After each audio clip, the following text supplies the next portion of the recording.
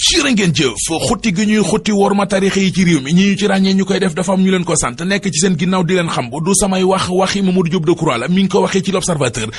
bil yéenekaay bi Mamadou Diop Decroix def na fa ay révélation yu garaaw nee na ñiy saaga kilifa diine yi ak di leen sàllawlu dañu leen ko sant te ñi leen koy sant jubluwuñ ci dara lu dul bu seeni pexe jooyee ñu liquider tarixa yi ci réew mi mu ne bu ñu demee ba yëppi loxo du baax ci Macky Sall tey du baax ci Ousmane Sonko moom Ousmane Sonko keroog ba mu demee paaleen seeti Serigne Fallou Fall xalifa général des Baye Fall Source A xëy na dañu wax ci xëtam mu njëkk ya fa xewoon nee nañu keroog ba takk der yi dogale Ousmane Sonko ci entrée Mbàkke li ko taxoon a jóg moo di jëfe ndigal lu ko xalifa général des Baye Fall joxoon da koo digaloon mu dem seeti chantier ba ñu confié Cheikh Ibrahima Fall kàdduy Serigne Fallou Fall ci xët mu njëkk Source A mu fay xamal Ousmane Sonko ne ko yow yaay politicien bi njëkk sol aw dàllam ñëw bu fi seet si ñu ba tax na lépp loo bëgg bu ñu la ci mënee jàppale danañu ko def Vox Populi bind ci xëtam mu njëkk ne partisan yu Ousmane Sonko yi ñu jàpp diggante Touba Mbàkke ak Ndakaaru mandat dépôt yi ñu leen di mandat dépôt di jël di yóbbu ci kaso bi mi ngi mel ne ab taw ci seen kaw waa ji di Daouda Kaloga yéenekaay bi nee nañu mandat dépôt nañu ko démb ba jël ko yóbbu kaso Hannibal Djimi teg nañ ko tuumay jëli koppar dugal ko ci loo xam ne mën naa yëngal réew mi ak tuumay nasi kompolo jëme ko ci état bi ba tax na moom it mandat dépôt nañu ko jël ko yóbbu ca kaso ba juróom benn fukki doomi aadama ak juróom-ñeent yi ñu tegoon loxo ca Mbàkke keroog ca manifestation ya fa amoon Vox Populi nee nañu fukk ci ñoom ca kaso ba la ñu fanaan biig ña ca des ñu def leen retour de parquet la Sénégal nañu ñooñee mu di manifester yi ñu jàppoon keroog àjjuma ca Mbàkke ak ca Touba seeni mbir mi ngi gën di compliqué ndax parquet bi criminalisé na seeni dossier juróom benn fukki doomi aadama ak juróom-ñeent lañu fukk ya ca ñoom jàllale nañ leen juróom fukk ak juróom-ñeent yi ci des dañuy dellu tribunal tey ji Ousmane Sonko ak Macky Sall réew mi quotidien mi ngi ñuy wax ne seen diggante li ci xew jamono ji romb na defante ñaari adversaire politique léegi mbir yi ak mbañeel dëgg la ñi ko bëgg moom président Macky Sall kenn ci ñoom di Abdoulaye Dièye la Sénégal ne nañu démb la lancé ab plateforme bu mu tuddee Siggi ak Macky 2024 li mu ci jublu yéenekaay bi ne nañu moo di defi pétition dajale benn million yi signature ngir ñaan Macky Sall saraxu ko tinu ko ngir mu samp ndëndam doon candidat ci élection présidentielle yu 2024 yi moom borom Siggi jot na di Abdoulaye Dièye directeur général bu AIBD di leeral ci Source A li tax ñu bëgg président Macky Sall doon candidat ci élection présidentielle yi 2024 yi wutaat ñaareelu quinquennat honorable député Ahmed Youssouf Benjelloun feelu ko ci Libération moom président conseil départemental bu Kaolack bi ma nga fay wax ne suñu bëgg-bëgg moo di bu ñu yeggee ci élection présidentielle yi 2024 yi ñu falaat Macky Sall li tax mu ne mooy fi mu fekkoon réewum Sénégal ak fi mu ko yóbbu ci wàllu développement wàllu économie ak wàllu social loolee dafa tax suñum xel gën a dal ci moom